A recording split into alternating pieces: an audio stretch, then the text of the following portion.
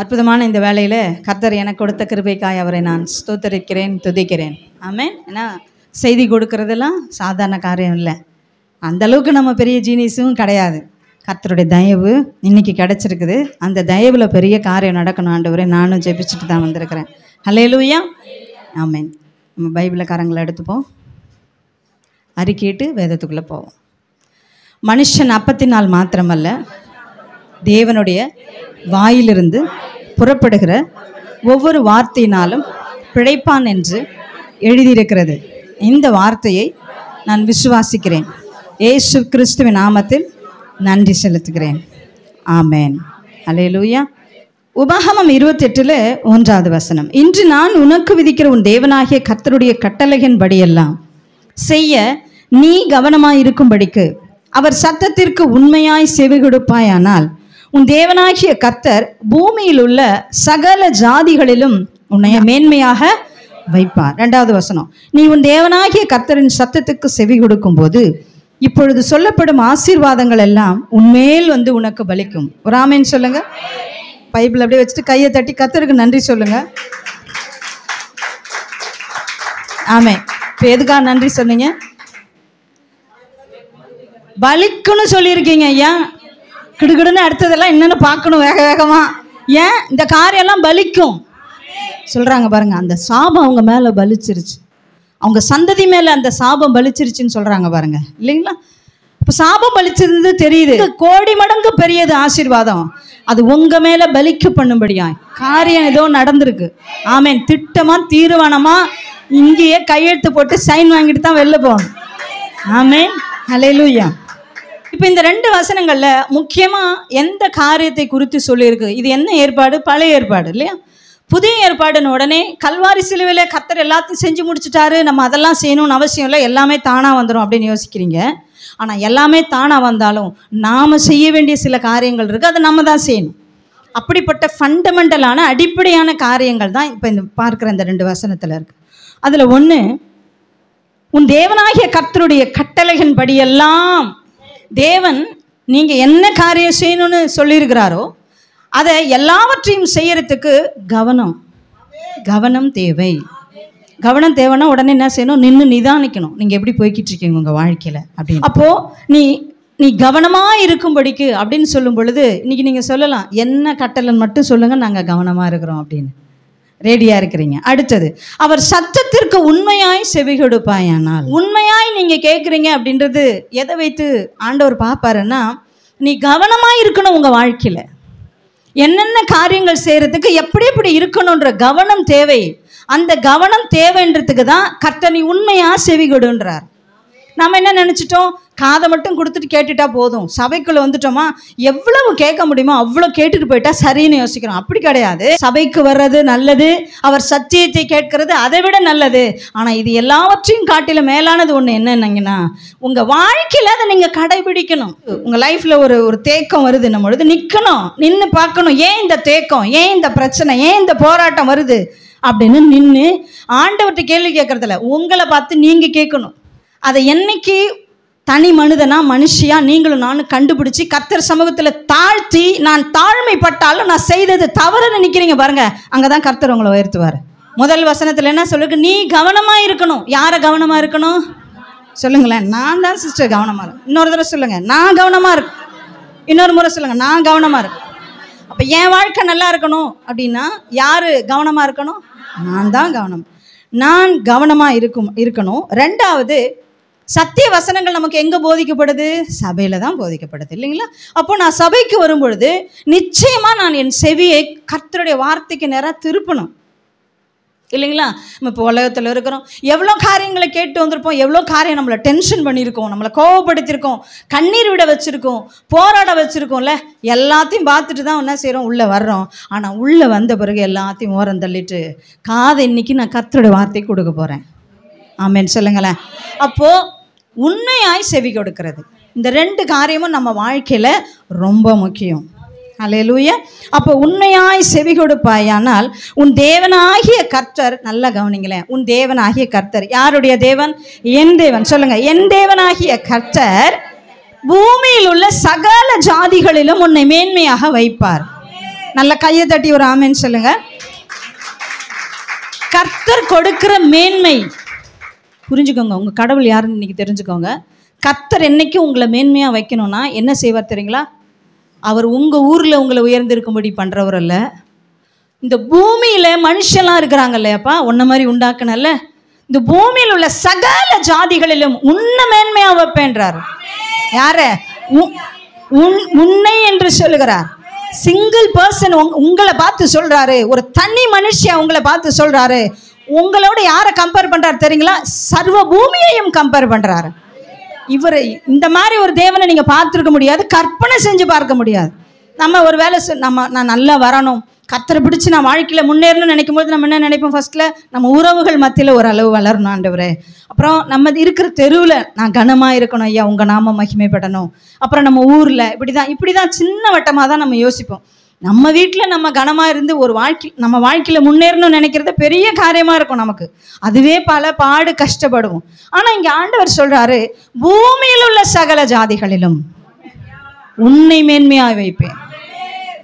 பூமியில் உள்ள சகல ஜாதிகளிலும் உன்னை மேன்மையாக வைப்பேன். சரிங்களா? இதை நல்லா புரிஞ்சுக்கிங்க. அப்போதான் நம்ம இன்னைக்கு ஃபுல்லாக கேட்க போகிற சத்தியங்கள் நல்லா புரியும். எப்படி ஆண்டவர் என்ன பூமியையே கம்பேர் பண்ணி பேச முடியும்? அதுக்கு நான் தகுதியா? கர்த்தர் உங்களை தகுதிப்படுத்த ஆயத்தமாக இருக்கிறார். ஆமேன். நல்லா உங்களுடைய இருதயம் எண்ணம் எல்லாத்தையும் விசாலமாக்குங்க. இந்த பூமியில நம்பர் 1 இருக்கிறாங்க இல்லையா, அவங்க இடத்துல அந்த வரிசையில கர்த்தர் உங்களை கொண்டு போய் வைக்கிறார். ஹல்லேலூயா. 2வது வசனத்துல, நீ உன் தேவனாகிய கர்த்தரின் சத்தத்துக்கு செவி கொடுக்கும் பொழுது, முதல்ல நீ கவனமா இருக்கணும் இல்லைங்களா? அடுத்தது உண்மையாய் செவி கொடுக்கணும். அடுத்தது அவருடைய சத்தத்துக்கு செவி கொடுக்கணும்னு வருது. நீ செவி கொடுக்கறது எப்படி? உண்மையாய் செவி கொடுத்து, அடுத்தது செவி கொடுத்த காரியங்கள்லாம் உங்க வாழ்க்கையில பலிக்கும்படியாய் நீங்க கவனமா இருந்துட்டீங்கன்னா என் ஆண்டவர் சொல்றாரு, பூமியில இருக்கிற சகல ஜாதிகளிலும் உன்னைதான் நான் மேன்மையா வைப்பேன்றார். உன்னைத்தான் நான் மேன்மையா வைப்பேன். ஹல்லேலூயா.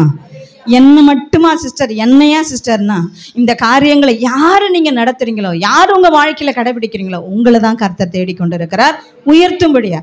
வசனம் ஒன்று இருக்கு இல்லையா, பூமியில தேவனுடைய கண்கள் என்ன செய்து? கர்த்தருடைய கண்கள் உலாவிக் கொண்டிருக்கிறது. எதற்கு தெரியுமா?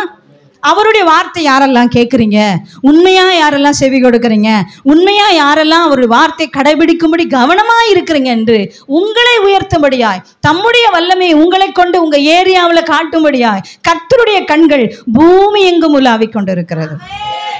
ஹல்லேலூயா. இன்னைக்கு கர்த்தருடைய கண்கள் உங்க மேல் நோக்கமாயிருக்கிறது. ஹல்லேலூயா. உங்க மேல தேவனுடைய கண்கள் நோக்கமாயிருக்கிறது. ஹல்லேலூயா. சரி, இப்போ இந்த 28வது அதிகாரம் உபாகமம் 28 யாருக்காக, யாருடைய ஆசீர்வாதங்கள்னு சொல்லப்பட்டிருக்குன்னா, ஆபிரகாமுடைய ஆசீர்வாதம். சொல்லுங்களேன், ஆபிரகாமின் ஆசீர்வாதம். இன்னொரு முறை சொல்லுங்க. இந்த ஆபிரகாமினுடைய ஆசீர்வாதம் சாதாரண ஆசீர்வாதம் இல்லை.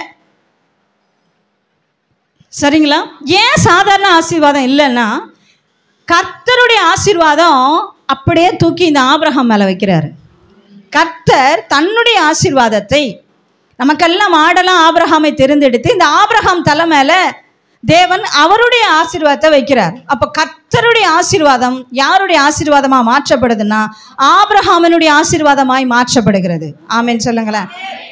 இது செம்மையான ஒரு சேலஞ்சான விஷயம். கர்த்தருடைய ஆசீர்வாதம் ஆபிரகாம், ஒரு மனுஷனுக்கு எப்படி ஆசீர்வாதம் இவ்வளோ பெரிய ஆசீர்வாதத்தை கொடுக்க முடியும் அப்படின்னா, கர்த்தர் சாதாரணமாக ஆசீர்வதிக்கிறவர் அல்ல. ஒருவேளை நீங்கள் உங்கள் வாழ்க்கையில் கொஞ்சம் ஆசீர்வாதங்களை பார்க்கலாம், அதற்கு நீங்கள் நன்றி சொல்லலாம். ஆனால் கர்த்தருடைய ஆசீர்வாதம் எப்படி இருக்குன்னா, இன்டர்நேஷ்னல் லெவலில் இருக்கும். ஒரு ஆமென் சொல்லுங்களேன். இன்டர்நேஷ்னல் லெவலில் இருக்கும்.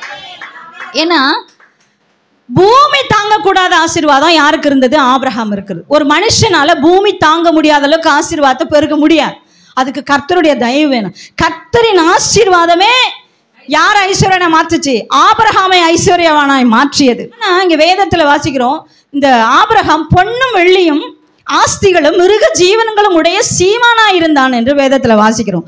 அப்ப அவ்வளோ பெரிய பெருக்கத்துக்குள்ள யாரு கொண்டு வர முடிந்ததுன்னா, தேவன் தன்னுடைய ஆசீர்வாதத்தை ஆபிரகாம் மேல வைக்கிறார். ஒரு ஆமென் சொல்லுங்க. ஆபிரகாம் பெரிய கலெக்டர் கிடையாது, பெரிய உத்தமம் கிடையாது, பெரிய பரிசுத்தவான் கிடையாது. சரிங்களா? சாதாரண புறச்சாதியில இருந்த ஒரு மனுஷனை கர்த்தர் தெரிந்தெடுக்கிறார். அவன் என்ன செய்தான்? ஏதோ ஒரு காரியத்தை செய்து இந்த தேவனுடைய கர்த்தரின் ஆசீர்வாதத்தை பெற்றுக்கொள்கிறான். சரிங்களா? இந்த பூமி தாங்கக்கூடாத ஆசீர்வாதம், யாருக்கிட்டுமே இல்லாத ஆசீர்வாதம், இவனை போல ஒருத்த ஆசீர்வாதத்தில் இல்லைன்ற அளவுக்கு கர்த்தர் ஓஹோன்னு உயர்த்துறாரு. இந்த ஆபிரகாம உயர்த்திட்டு எல்லா மனு வர்க்கத்துக்கு ஒரு அறைகூவல் விடுறாரு. கல்வாரி சிலுவையிலே ஆண்டவராக இயேசு கிறிஸ்து மரிக்க வச்சு, பாவங்களுக்காக பரிகாரம் பண்ண வச்சு, ரத்தமெல்லாம் சிந்தியாச்சு, ஜீவனும் போயாச்சு. உயிர்த்தெழும் பொழுது யாரெல்லாம் இந்த சிலுவையை ஏற்றுக்கொண்டு இயேசுவை ஏற்றுக்கொண்டு தன்னுடைய இஷ்ட தெய்வமாய் இவரே என் ரட்சகர் என்று ஏற்றுக்கொண்டு உள்ள வர்றீங்களோ, இந்த ஆபிரகாம் ஆசீர்வாதத்தை உனக்கு கொடுக்குறேன்றார். ஹல்லேலூயா. இது எப்படி கிடைக்குது? இந்த ஆபிரகாம் ஆசீர்வாதம் எப்படி சிஸ்டர் வரும்? நான் கஷ்டப்படுறேன், கடல்ல இருக்கேன், எப்படி வரும் தெரியுங்களா? இந்த இயேசுவை உங்கள் இஷ்ட தெய்வமாய் நீ ஏற்றுக்கொண்டு முழுமையாய் அவருக்கு உங்க வாழ்க்கையை ஒப்பு கொடுத்து, கர்த்தருடைய இவர் சொல்லுகிற வார்த்தைக்கு நான் உண்மையாய் செவி கொடுத்து, என் வாழ்க்கையில வர்ற எல்லா பிரச்சனைக்கு பின்னாடி நான் போகாம நின்று நிதானிச்சு, நான் என் வாழ்க்கையில கவனமா இருக்கும் பொழுது ஆபிரகாமினுடைய ஆசீர்வாதம் எனக்கு சொந்தமாய் மாற்றப்படுகிறது. ஹல்லேலூயா. ஆபிரகாமுடைய ஆசீர்வாதம் நமக்கு சொந்தமா மாறணும்னா இந்த உபாகமத்துல இருக்கிற 1-2 வசனத்தை நீங்க கடைபிடிச்சிட்டீங்கன்னா இன்டர்நேஷனல் பிளெஸிங் உங்களை தேடி வருது. யாரும் தடுக்க முடியாது, யாரும் தடுக்க முடியாது. இந்த 2 வசனத்துக்கு நீங்க கீழ்ப்படியும் போது உங்கள் மேல் இந்த ஆசீர்வாதங்கள் வந்து பலிக்கும். அல்லேலூயா. பலிச்சிரும். பலிக்கும் அப்படின்றது என்னன்னா தானா நடக்கிற ஒரு செயல். அது இங்க கர்த்தர் நடத்துகிற செயல். அது அந்த இடத்துல செக் பாயிண்டா கர்த்தர் நிக்க மாட்டாரு. நீங்க இப்படி செஞ்சிட்டீங்கன்னா தானா வலிச்சிரும் வந்து. ஹல்லேலூயா, ஹல்லேலூயா. சரி, அவ்வளவு ஆசீர்வாதங்களை கர்த்தர் இந்த 28ஆம் அதிகாரத்துல 1-14 சொல்லுங்க. 1-14 வரைக்கும் தான் என்னது? ஆசீர்வாதம். அடுத்து கொஞ்சம் தாண்டினீங்கன்னா என்னது? அதுல இருந்து சாபம் தான்.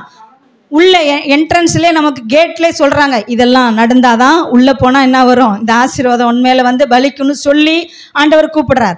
இப்போ இந்த 2 வசனத்தை வாசிச்சிட்டோம். மீதி எத்தனை வசனம் இருக்கு? 12 வசனங்கள் இருக்கிறது. இந்த 12 வசனத்துக்குரிய ஆசீர்வாதங்கள் உங்கள் மேல் வந்து உங்களுக்கு பலிக்கும். ஆமென். ஹல்லேலூயா. 3வது வசனம், நீ பட்டணத்திலும் ஆசீர்வதிக்கப்பட்டிருப்பாய், வெளியிலும் ஆசீர்வதிக்கப்பட்டிருப்பாய். ஒரு ஆமென் சொல்லுங்க. இந்த வசனம் பிடிச்சிருக்கா? பட்டணம்னா நீ எவ்வளோ பெரிய சிட்டியில் இருந்தாலும் ஆசீர்வாதமாக இருப்ப. உன்னை நான் ஆசீர்வாதமாக வச்சுருப்பேன். நீ குக்கிராமத்தில் இருந்தாலும் பஸ்ஸே போல வண்டி கூட போக முடியாது. அப்படின்ற ஒரு காட்டில் மலையில் இருந்தாலும் உன்னை நான் ஆசீர்வாதமாக வச்சுருப்பேன். இது பிடிச்சிருக்கல? இதெல்லாம் சொன்ன உடனே நமக்கு பிடிச்சிருந்துச்சி. ஆனால் எப்போ உன்னை ஆசீர்வாதம் தெரியுமா? நீ உண்மையா என் வார்த்தைக்கு செவி கொடுக்கணும். நீ உன் வாழ்க்கையில என் வார்த்தை கொண்டு கவனமாய் நடக்கணும். இப்படி இருக்கும் பொழுது நீ பட்டணத்திலும் ஆசீர்வதிக்கப்பட்டிருப்ப, வெளியிலும் ஆசீர்வதிக்கப்பட்டிருப்ப. 4வது வசனம், உன் கர்ப்பத்தின் கனியும் உன் நிலத்தின் கனியும் உன் மாடுகளின் பெருக்கமும் உன் ஆடுகளின் மந்தைகளும் ஆகிய உன் மிருக ஜீவன்களின் பலனும் ஆசீர்வதிக்கப்பட்டிருக்கும். ஒரு ஆமென் சொல்லுங்க. இந்த ஆசீர்வாதம் நல்லா இருக்கா? நீங்க எல்லாம் சொல்லுங்க, சிஸ்டர் எங்கள்கிட்ட ஆடு கிடையாது, மாடு கிடையாது, இந்த பெருக்கத்தை பத்தி தெரியாது. சரி, ஒருவேளை கிராமத்துல இருந்தா கூட அவங்க ஆடு பெருக்கம்னா எவ்வளோ இருக்குன்னு நினைப்பாங்க? 1-2 வச்சுருந்தா உடனே இந்த சத்தியத்தை சொன்னோன்னா ஆமேன்னுவாங்க. ஏன் எங்கள்கிட்ட ஒரு மாடு இருந்தாலும் ஆமேன்னுவாங்க. மாடு இருக்குது சிஸ்டர், எங்கள்கிட்ட ஆடு இருக்கணும். ஆனால் அந்த ஆசீர்வாதம் இல்லை. கர்த்தரின் ஆசீர்வாதம் எப்படி இருக்குன்னா, ஆபிரகாம்கிட்ட இருந்துச்சு பார்த்தீங்களா? அவனோட ஆட்டு மந்தையை அத்தனை பேர் வச்சு விசாரிப்பு வச்சும் அவனால் அந்த மந்தைகளை கண்ட்ரோல் பண்ண முடியாத அளவுக்கு பெருக்கம் வந்திருந்தது. எந்த மாடு நம்மளுது, எந்த எல்லை நம்மளுதுன்னே தெரியாத அளவுக்கு கர்த்தர் அவனை அந்த அளவுக்கு ஐஸ்வர்யவானாய் சீமானாய் மாற்றி வைத்திருந்தார். அவனை போல உலகத்திலே யாருக்கிட்டையும் கிடையாது. இன்டர்நேஷனல் லெவலில் அவன்கிட்ட ஆடு மாடு இருந்துச்சு. உன் கர்ப்பத்தின் கனியும் உன் நிலத்தின் கனியும் உன் மாடுகளின் பெருக்கமும். உன் கர்ப்பத்தின் கனிம்னா என்ன தெரியுங்களா? உன் வம்சம் பூமி முழுக்க நிறைஞ்சிருக்கும். உன் நிலத்தின் கனின்னா நீ அறுவடை பண்ணும் பொழுது நீ அறுவடை பண்றத வெளிநாடுகளுக்கு ஏற்றுமதி செய்வ. அதான் இன்டர்நேஷனல் பிளஸிங். நீங்க அறுவடைனா நம்ம அடிச்சு முடிச்சு மூட்டையை தூக்கி போடுறேன். அறுவடை பண்றவங்களாம் யோசிக்கணும், இன்டர்நேஷனல் பிசினஸ் பண்ணும்படி கர்த்தர் என்ன உயர்த்துவார். அடுத்தது, உன் மாடுகளின் பெருக்கமும் உன் ஆடுகளின் மந்தைகளும் ஆகிய உன் மிருக ஜீவன்களின் பலனும் ஆசீர்வதிக்கப்பட்டிருக்கும். அது பெருக பெருக இங்கிருந்து வெளிநாடுகளுக்கு, பக்கத்து ஊர்ல இருந்து அந்த மாடு பிடிச்சிட்டு போக கூடாது, வெளிநாட்டுக்கு ஏற்றுமதி செய்யற இன்டர்நேஷனல் பிளஸிங்க கர்த்தர் உங்க தலை மேல வச்சிருக்கிறாரு. ஆமென். கனவெல்லாம் இப்படியே காணட்டும் ஆண்டவரே. இவங்க எல்லாருடைய சிந்தையை மாற்றி விடுங்கப்பா. ஹல்லேலூயா. 5வது வசனம், உன் கூடைய மாப்பிசுகிற உன் தொட்டியும் ஆசீர்வதிக்கப்பட்டு இருக்கும். இது நம்ம என்ன நினைப்போம், உடனே மாப்பிசுகிறோன்னே சப்பாத்தி போடுற மாதிரி உருட்டுற மாதிரி உங்களுக்கு ஒரு ஞாபகம் வரும், சின்னோண்டு சட்டியில் கொஞ்சோண்டு மாவா. அது கிடையாது. நீங்கள் உங்களுடைய வீட்டில் உங்களுடைய குடும்பத்தில் யாரெல்லாம் உங்கள் இந்த பிஸ்னஸில் வேலை பார்க்குறாங்களோ எல்லாருடைய வீட்டையும் கர்த்தர் ஆசீர்வதித்து குறைவின்றி நடத்துவார் உங்களை கொண்டு. ஹல்லேலூயா. உணவுக்கு பஞ்சம் இல்லாதபடி கர்த்தர் உங்களை அவ்வளோ அற்புதமாய் உங்களோடு கூட இருக்கிறவர்களையும் வாழ்ந்திருக்கும்படி செய்வார். அப்போ நீங்களும் வாழ்ந்திருப்பீங்க. பிரதர் சொல்லுவாங்களே, உங்கள் ஒருத்தங்களை கொண்டு 1000 பேர் ஆண்டவர் வாழ வைப்பார்னு. ஒரு ஆமீன் சொல்லுங்க. ஹல்லேலூயா. நீ வருகையிலும் ஆசீர்வதிக்கப்பட்டிருப்பாய், நீ போகையிலும் ஆசீர்வதிக்கப்பட்டு. ஒரு ஆமீன் சொல்லுங்க. நீங்கள் என்ன நினச்சிட்டு இருக்கீங்க? இப்போ நான் சொல்கிறேன், நீங்கள் வருகையிலும் ஆசீர்வதிக்கப்பட்டிருப்பீங்க, போகையிலும் ஆசீர்வதிக்கப்பட்டிருப்பீங்கன்னு சொல்லுவோம். இப்போ அது நீங்கள் என்ன இது வரைக்கும் யோசிச்சிருக்கீங்க? சரி, ஒரு ஊருக்கு போகும்போது நீங்கள் நினச்சிருக்கலாம்ல, அந்த ஊருக்கு போகும்போது நான் போனால் என் கூட யாரும் வருவா, கர்த்தருடைய ஆசீர்வாதமும் வரும். திரும்பி வரும்போதும் நம்ம கூட ஆசீர்வாதம் வரும். யார் வீட்டில் இருக்கிறோமோ அவங்ககிட்ட நம்ம கர்த்தருடைய ஆசீர்வாதம் இருக்கும். நம்ம திரும்பி வரும்போது ஆசீர்வாதம் நம்ம கூட வரும் அப்படின்றத யோசிப்போம். நான் சொல்கிறேன், நீங்கள் வெளிநாடுகளுக்கு புறப்பட்டு போவீர்கள். உங்கள் ஆசீர்வாதம் உங்கள் நாட்டிலிருந்து வெளிநாட்டிற்கு போகும். அங்கே போய் அங்கே இருக்கிறவர்களை ஆசீர்வதிச்சுட்டு எளப்பமான நாட்டுக்கு போவீங்க, கஷ்டப்படுற நாட்டுக்கு போவீங்க. ஊழியத்து நிமித்தமோ பொருள் கொடுத்து உதவி செய்யணுமோ எதற்காகவோ கர்த்தர் அழைச்சிட்டு போவாரு. அங்க இருக்கிறவர்களை ஆசீர்வதித்துட்டு அதை விட இன்னும் ஆசீர்வாதத்தோடு நீங்கள் திரும்பி வருவீர்கள். நீங்கள் திரும்பி வரும் பொழுதும் உங்கள் ஆசீர்வாதம் உங்களோடு கூட வரும். அல்லேலூயா. எண்ணங்கள் விரிவாகட்டும். கர்த்தர் 28ஆம் அதிகாரத்தில் என்னோடு இடைப்பட்டாருப்பா. இன்டர்நேஷனல் லெவல்ல பிளஸ்ஸிங்க கர்த்தர் கொடுக்கிறார். நீங்கள் எதை கேட்கிறீர்களோ அதுவாகவே மாறிவிடுவீர்கள். எந்த வார்த்தைகளை கேட்கிறீர்களோ அப்படிப்பட்ட காரியங்களை செய்வீர்கள். கர்த்தர் நன்மையான வார்த்தைகளை உங்கள் மத்தியிலே போதித்துக் கொண்டிருக்கிறார். என்ன விரிவாகட்டும், என்ன விரிவாகட்டும். ஒரே ஒரு கோழி போடுற 2 முட்டையை தான் சிஸ்டர் நான் வித்து வியாபாரம் பண்றேன், பிரச்சனை இல்லை. கர்த்தர் உங்க கையை திடப்படுத்துவார். இந்த மாத வாக்கு தத்துவம், திடன் கொள்ளுங்கள். உங்க கையை தூக்கி சொல்லுங்க. உங்க கையில ஆண்டவர் சொல்றார், உன் கை திடன் கொள்ளட்டும், உன் கை திடன் கொள்ளட்டும், உன் கை திடன் கொள்ளட்டும். நான் உன்னோடு கூட இருப்பேன்னு சொல்ல என் ஆண்டவர் இந்த மாதம் சொல்லி இருக்கிறாரு. உங்களுடனே இருக்கிறேன், நான் உங்களுடனே கூட இருக்கிறேன். இந்த மாதம் பிராமிஸ் பண்றாரு, உன் குடும்பத்து கூடவே நான் இருக்கிறேன், உன் பிள்ளைங்க கூடவே நான் இருக்கிறேன், உன் பேர பிள்ளைங்க கூடவே இருக்கிறேன், உன் கணவன் செய்யற வேலைக்குள்ள நான் இருக்கிறேன். கைகளை திடப்படுத்துங்கள். கர்த்தர் திடன் கொள் என்று சொல்லுகிறார். கர்த்தர் திடன் கொள் என்று சொல்லுகிறார். ஹல்லேலூயா, ஹல்லேலூயா. நிச்சயமா உயருவீங்க. ஆமென். ஹல்லேலூயா. அடுத்த வசனம் சொல்லுது, உனக்கு விரோதமாக எழும்பும் உன் சத்துருக்களை கர்த்தர் உனக்கு முன்பாக முறியடிக்கும்படி ஒப்பு கொடுப்பார்.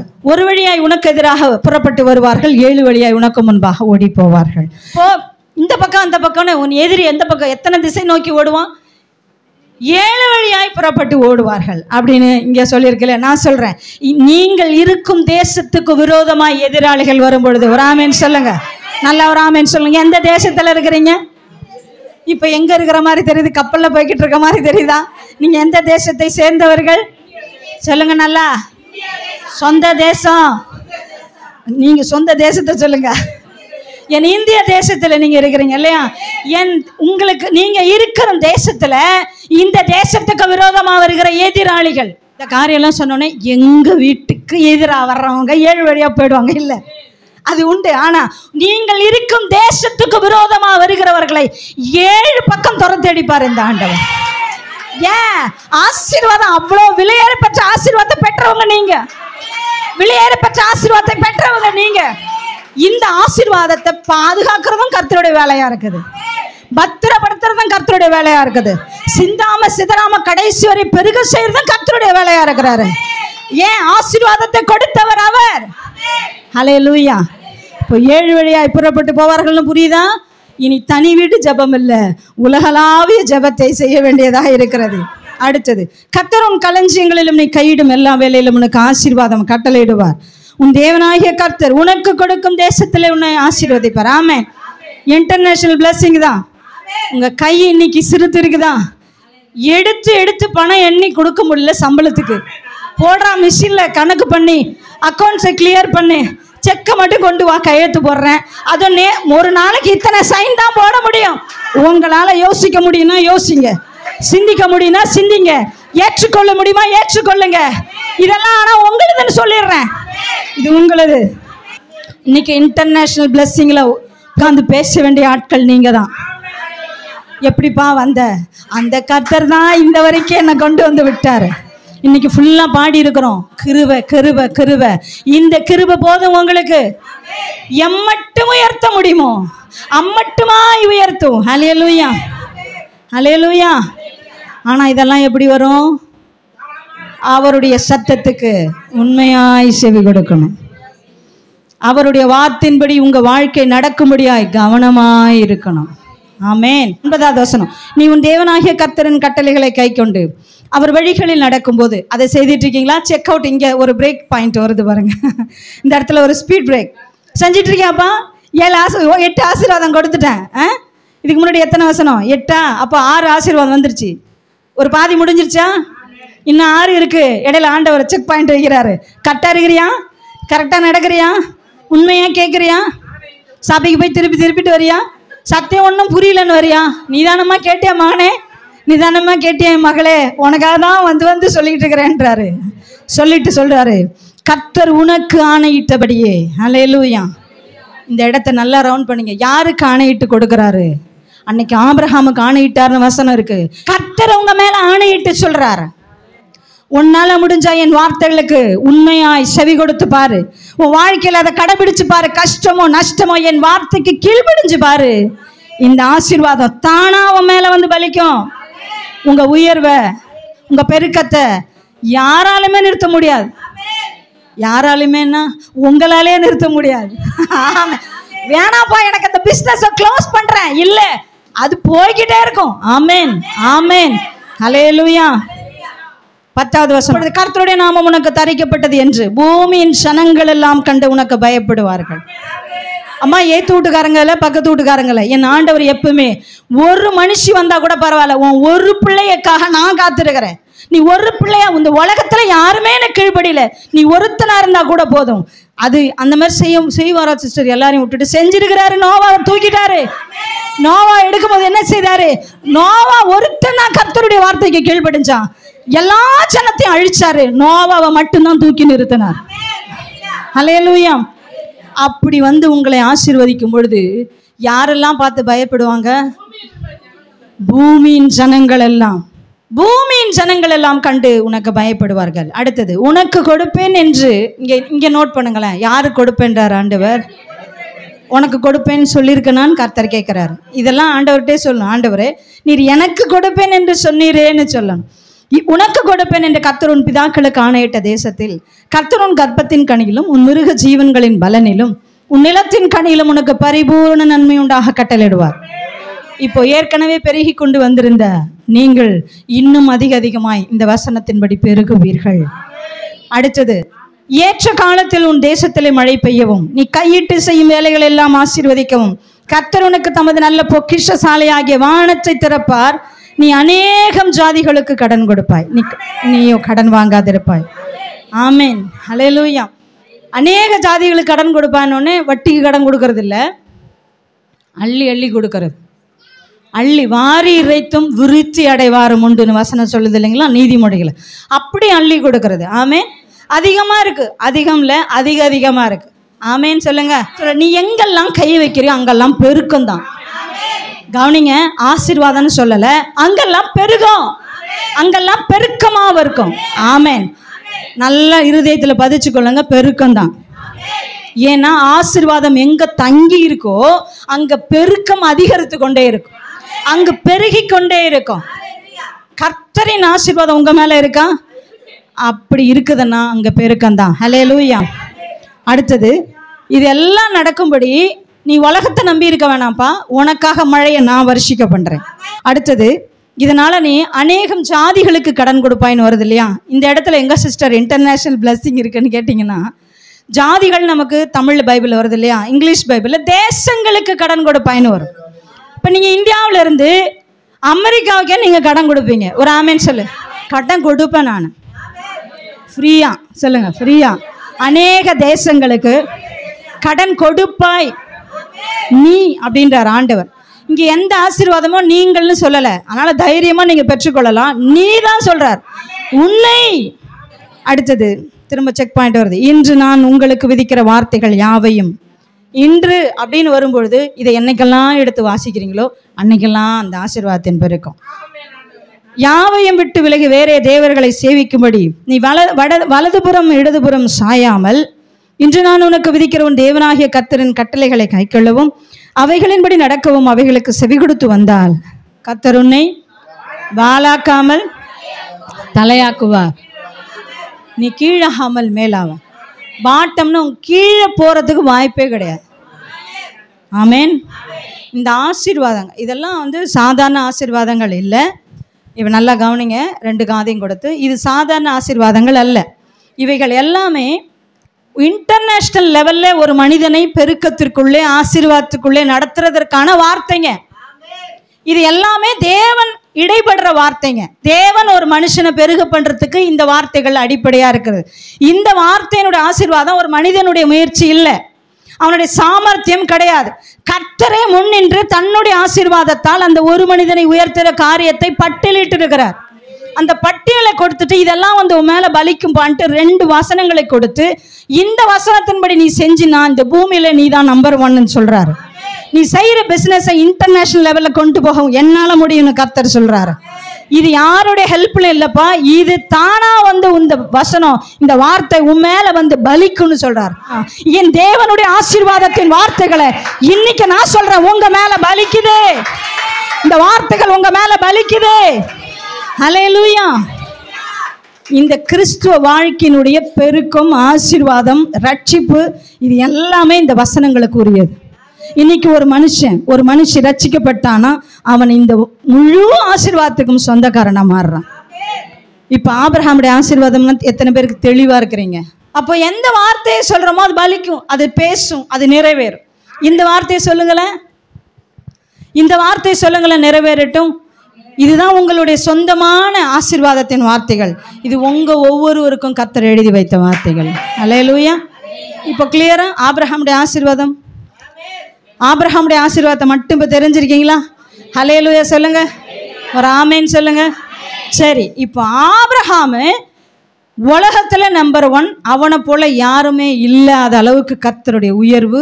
இன்னொன்று, கர்த்தர் இந்த ஆபிரகாமை நேசித்ததினால் கர்த்தருடைய ஆசீர்வாதத்தை எடுத்து ஆபிரகாமுடைய தலைமையில் அந்த ஆசீர்வாதத்தை வைத்து இந்த வார்த்தைகளை சொல்றார். அவன் ஒரு காரியத்தை செய்கிறான், அப்படியே போய் பலிச்சிருச்சு, பெரிய ஆளா ஆயிட்டான் ஆபிரகாம்.